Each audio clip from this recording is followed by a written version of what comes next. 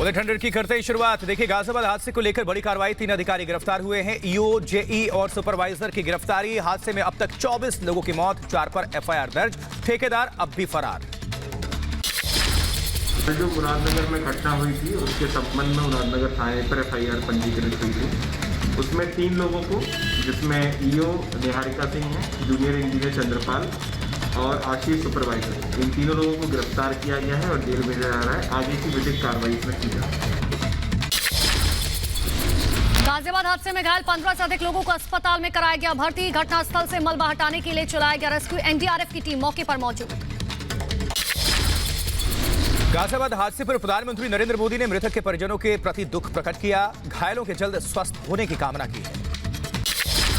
मुरादनगर हादसे पर मुख्यमंत्री योगी आदित्यनाथ ने लिया संज्ञान। प्रशासन को राहत बचाव में तेजी के आदेश दिए। 2-2 लाख रुपए के मुआवजे का भी किया ऐलान। गाजियाबाद हादसे पर मुख्यमंत्री योगी आदित्यनाथ सख्त। कमिश्नर और आईजी की कमेटी बनाई गई। कमेटी जांच के बाद योगी को सौंपेगी रिपोर्ट। गाजियाबाद हादसे में बड़ा खुलासा। 2.5 महीने पहले हुआ था गैलरी का निर्माण। निर्माणाधीन कार्य में हुआ था घटिया सामान का इस्तेमाल। गाजियाबाद के सांसद जनरल वीके सिंह ने अस्पताल जाकर घायलों का हाल जाना। वीके सिंह ने कहा, जांच में जो भी दोषी होगा उस पर सख्त कार्रवाई होगी। पश्चिम बंगाल के आसनसोल में बीजेपी नेता कृष्णेंद्र मुखर्जी की हत्या। हमलावरों ने कार को घेर कर की फायरिंग। हमले में कृष्णेंद्र मुखर्जी की मौत। सीसीटीवी के आधार पर जांच शुरू। बंगाल बीजेपी नेता शुभेंदु अधिकारी के काफिले पर हमले का विरोध। कोलकाता में बीजेपी कार्यकर्ताओं ने सड़क जाम किया। ममता सरकार के खिलाफ नारेबाजी। शुभेंदु अधिकारी ने सीएम ममता बनर्जी पर तुष्टीकरण का आरोप लगाया। कहा, ममता सरकार में नहीं हुआ विकास का कोई भी काम। पश्चिम बंगाल में आज बीजेपी की कई जगह होगी रैलियां। कोलकाता में होगा बड़ा रोड शो। कैलाश विजयवर्गीय और अनुराग ठाकुर समेत कई नेता होंगे शामिल। 5 जनवरी से बीजेपी के मिशन बंगाल का दूसरा चरण। प्रदेश में 500 से अधिक रैलियां करेगी बीजेपी। पार्टी के बड़े चेहरे दिखाएंगे अपना दम। बंगाल के दौरे पर एआईएमआईएम मुखिया ओवैसी। विधानसभा चुनाव में हिस्सा लेगी ओवैसी की पार्टी। कहा, जल्द करेंगे सीटों का खुलासा। मिशन बंगाल पर निकले असदुद्दीन ओवैसी पहुंचे हुगली। फुरफुरा शरीफ दरगाह पर जाकर की जियारत। गुजरात के अहमदाबाद में आज से शुरू होगी बीजेपी आरएसएस की बैठक। बैठक में संघ प्रमुख मोहन भागवत, बीजेपी अध्यक्ष जेपी नड्डा समेत सरकार के कई मंत्री होंगे शामिल। तमिलनाडु में विधानसभा चुनाव को लेकर सियासी पारा बढ़ा। मदुरै में एमके अलागिरी ने समर्थकों के साथ बैठक की। चुनाव की रणनीति पर मंथन हुआ। उत्तर प्रदेश में बीजेपी के संगठन की बैठक संपन्न। योगी सरकार की उपलब्धियों को जन जन तक पहुंचाएगी पार्टी। बैठक में प्रदेश अध्यक्ष स्वतंत्र देव सिंह और प्रदेश महामंत्री संगठन सुनील बंसल रहे मौजूद। वैक्सीन की मंजूरी पर प्रधानमंत्री मोदी ने वैज्ञानिकों की तारीफ की। कहा, आत्मनिर्भर भारत की तरफ एक और कदम। साहसी लड़ाई में बताया टर्निंग पॉइंट। वहीं गृह मंत्री अमित शाह ने कोरोना वैक्सीन की मंजूरी पर जताई खुशी। ट्वीट करके लिखा, हमारे वैज्ञानिक, डॉक्टर, स्वास्थ्य कर्मचारी और सभी कोरोना वॉरियर्स बधाई के पात्र। सभी के जज्बे को सलाम। कोरोना वैक्सीन को मंजूरी मिलने पर स्वास्थ्य मंत्री डॉक्टर हर्षवर्धन का ट्वीट। सुरक्षा और प्रभाव के डाटा की जांच के आधार पर ही वैक्सीन को मंजूरी दी गई। कोरोना के लिए वैक्सीनेशन स्वैच्छिक है। भारत में 2 वैक्सीन की मंजूरी पर सीएम योगी ने देश के वैज्ञानिकों को बधाई दी। कहा, भारत पहला ऐसा देश जहां 2 वैक्सीन को मंजूरी मिलेगी। एम्स के निदेशक डॉक्टर रणदीप गुलेरिया ने वैक्सीन की मंजूरी मिलने पर खुशी जताई। कहा, देश के लिए महान क्षण। अब भारत विदेशों पर आश्रित नहीं होगा।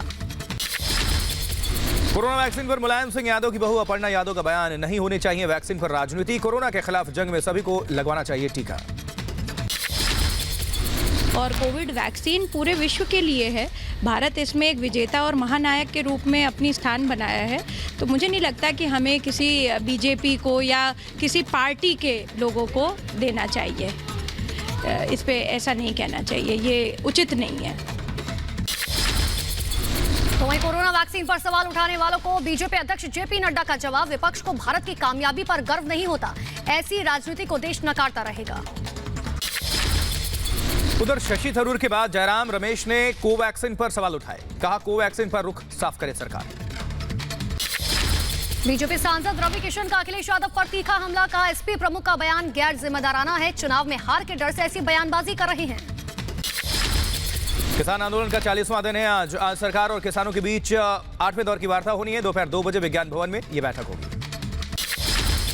8वें दौर की बातचीत में शामिल होंगे 40 किसान संगठनों के नेता। सरकार की तरफ से कृषि मंत्री नरेंद्र सिंह तोमर के साथ मौजूद रहेंगे कई मंत्री। कृषि और राजस्व सचिव भी होंगे शामिल। आठवें दौर की वार्ता से पहले केंद्रीय कृषि राज्य मंत्री कैलाश चौधरी ने जताई किसी नतीजे की उम्मीद। कहा बैठक में किसानों की समस्या का निकलेगा समाधान। किसान और सरकारों के बीच बातचीत से पहले कृषि मंत्री नरेंद्र सिंह तोमर ने रक्षा मंत्री राजनाथ सिंह से की मुलाकात। किसानों के साथ बैठक को लेकर की चर्चा। आठवें दौर की बातचीत से पहले बोले किसान नेता राकेश टिकैत। कृषि कानून की वापसी और एमएसपी पर होगा ये मुख्य मुद्दा। सरकार से बातचीत से पहले किसानों के तेवर सख्त। 13 तारीख को कृषि कानून की कॉपी जलाकर किया लोहरी मनाने का ऐलान। 6 से 20 जनवरी को निकालेंगे ट्रैक्टर मार्च। वहीं सोनिया गांधी ने सरकार से तीनों कृषि कानून वापस लेने की मांग की है। कहा सरकार की बेरुखी के चलते अब तक 50 से ज्यादा किसान जान गंवा चुके हैं। किसान आंदोलन पर राहुल गांधी का ट्वीट। देश फिर चंपारण जैसी त्रासदी झेलने जा रहा है। आंदोलन का हर एक किसान मजदूर सत्याग्रही है जो अपने अधिकार लेकर ही रहेगा। केंद्रीय मंत्री कैलाश चौधरी का बयान। प्रधानमंत्री मोदी को बताया किसान का हितैषी तो राहुल गांधी को भड़काने वाला नेता बताया। राजस्थान हरियाणा बॉर्डर पर किसानों का हंगामा। हरियाणा पुलिस और किसानों के बीच हुई झड़प। पुलिस ने प्रदर्शनकारियों पर आंसू गैस के गोले दागे। सिंगू बॉर्डर पर ठंड के बीच जारी है किसान आंदोलन। सड़कों पर टेंट लगाकर बैठे हैं किसान। दिल्ली के गाजीपुर बॉर्डर पर किसान आंदोलन जारी। कृषि कानून के खिलाफ प्रदर्शन कर रहे हैं किसान। आंदोलन में कई बुद्धिस्ट संत भी हुए शामिल। दिल्ली के बुराड़ी में किसानों का आंदोलन जारी है। निरंकारी मैदान में जुटे हैं किसान। ठंड और बारिश के बीच लंगर सेवा जारी।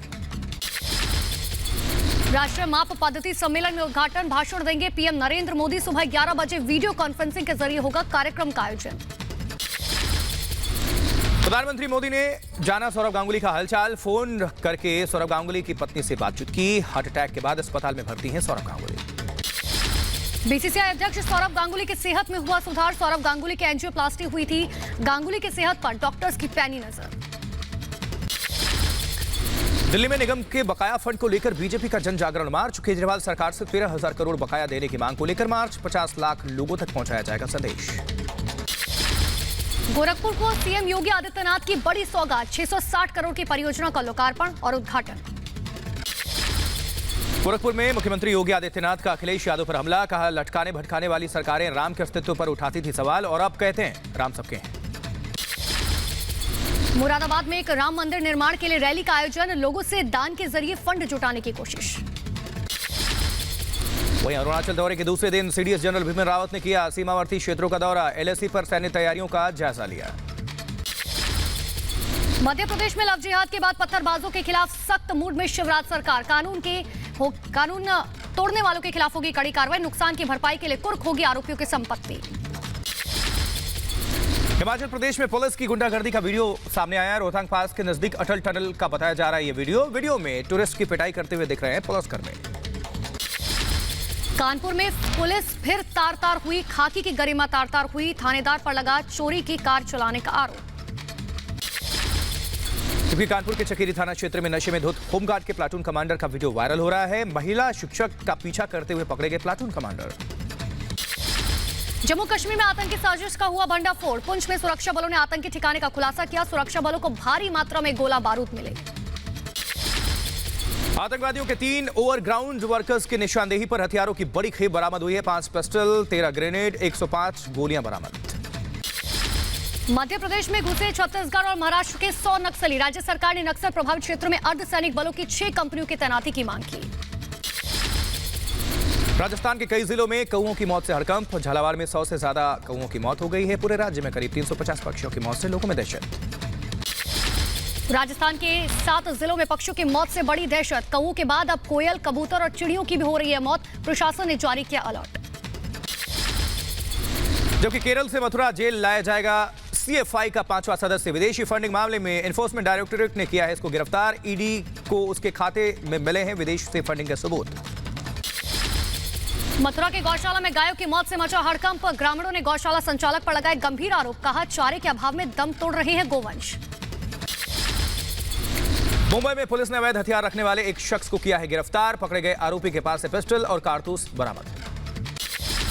नवी मुंबई में पुलिस की सूझबूझ ने बचाई जान। आत्महत्या की कोशिश कर रही थी युवती। पुलिस ने युवती को बचाकर परिवार को सौंपा। घटना कैमरे में हुई कैद।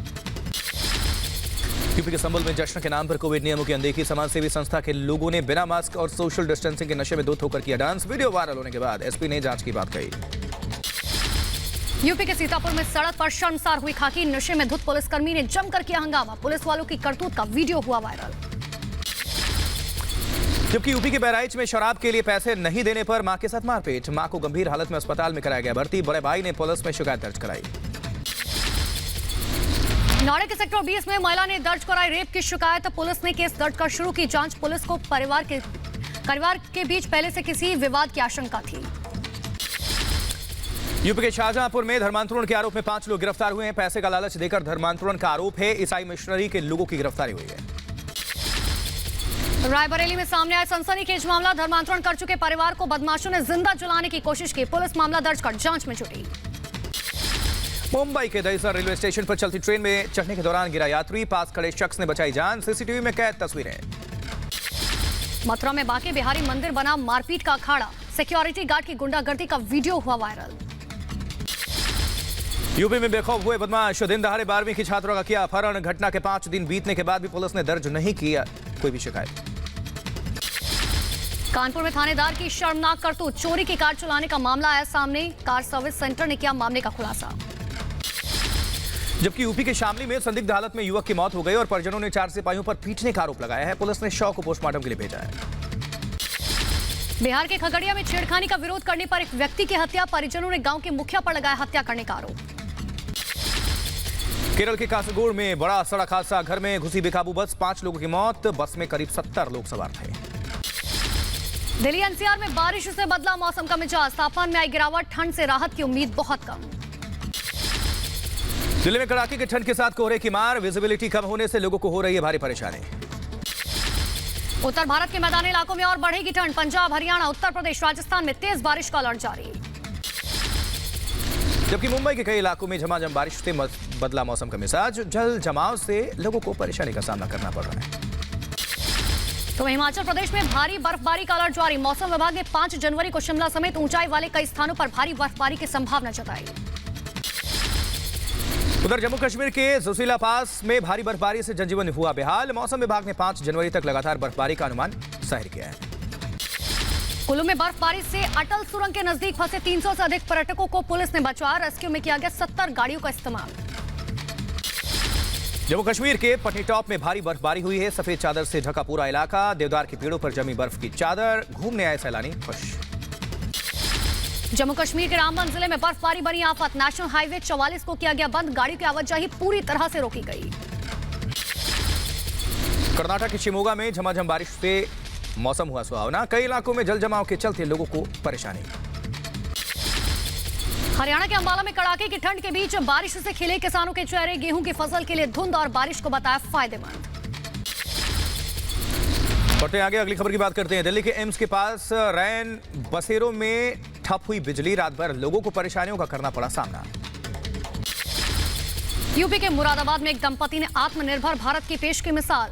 फूड जंक्शन के जरिए कई लोगों को दिया रोजगार। कोरोना काल में पति पत्नी की ने चलाई गई थी ये नौकरी। गुजरात के सूरत में ऊन की कीमतों में बढ़ोतरी से परेशान कारोबारी एंटी डोपिंग ड्यूटी को हटाने की कर रहे हैं मांग। देश में कोरोना केस में लगातार गिरावट। पिछले 24 घंटे में कोरोना के 18,177 नए केस आए सामने। 217 लोगों ने दम तोड़ा। देश में कोरोना संक्रमण के अब तक 1 करोड़ 3 लाख से ज्यादा मामले सामने आ चुके हैं। 99,27,000 लोग इलाज के बाद स्वस्थ हुए। रिकवरी रेट में भारत सबसे आगे, जबकि मृत्यु दर में सबसे कम। राजधानी दिल्ली की बात करें। दिल्ली में लगातार दूसरे दिन 500 से कम नए कोरोना केस आए सामने। 24 घंटे में 424 नए केस आए सामने। 14 लोगों की अब तक मौत। बिहार में आज से खुल रहे हैं स्कूल। 9वीं से 12वीं तक के छात्रों को फ्री मास्क देगी नीतीश सरकार। स्कूलों में कोविड नियमों का करना होगा पालन।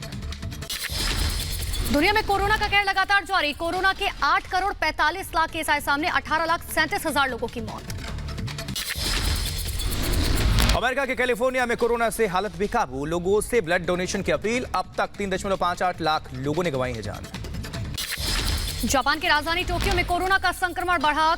टोक्यो में अस्पताल में 716 मरीजों की हालत बेहद नाजुक। शनिवार को एक ही दिन में 54 लोगों की मौत।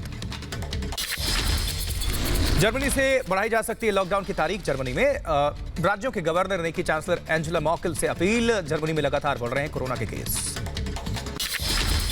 पाकिस्तान के अल्पसंख्यक शिया हजारा समुदाय के 11 मजदूरों की गोली मारकर हत्या। मारे गए सभी लोग बलूचिस्तान के माच इलाके में कोयला खदान में काम करते थे। 11 मजदूरों की हत्या के खिलाफ हजारा समुदाय का विरोध प्रदर्शन। सैकड़ों की संख्या में सड़क पर उतरे लोगों ने की न्याय की मांग। इस्लामाबाद में 21 साल के युवक की हत्या के मामले में 5 पुलिसकर्मी गिरफ्तार। कारण नहीं रोकने पर युवक को मारी थी गोली।